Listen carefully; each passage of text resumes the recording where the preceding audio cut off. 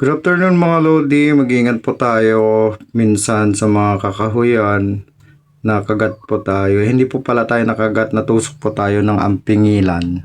Ang tawag ng ampingilan dito sa Pangasinan, pag sa amin tea-tea, pag sa Tausug, lapinig.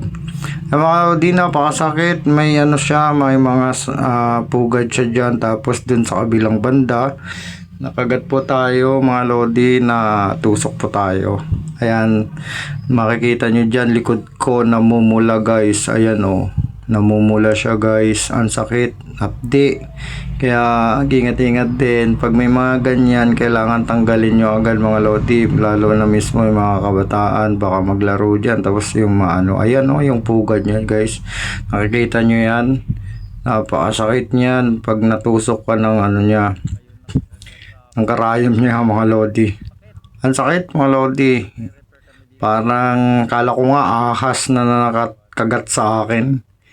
Yung pala ano, katulad nakita nyo, di ba? Yung sa likod ko pulang-pula. Hapde. Parang pati balikat ko parang na-paralyze. Grabe. Eh mga Lodi, habang nagre-repair po kami dito sa Kabaruan, ito na mga Lodi.